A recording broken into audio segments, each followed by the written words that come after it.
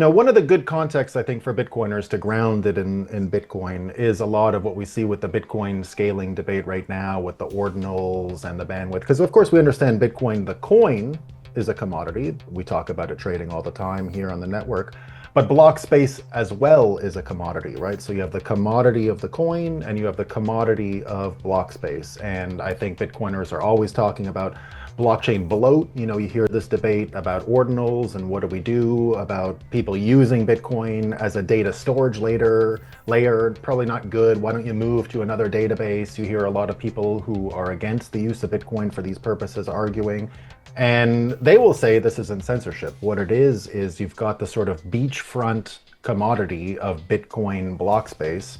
And so they'll say, go use another chain, right? Now, the thing that Brendan Carr regulates is a little bit like that. It isn't about First Amendment rights or anything. The spectrum on which television is broadcast, like that part of the spectrum, is the best spectrum there is. Let's say that it's got the best qualities. It goes in your basement. It can be broadcast from one tower over a huge area. So because of that, broadcast media is, the stuff over the air is regulated very differently and always has been.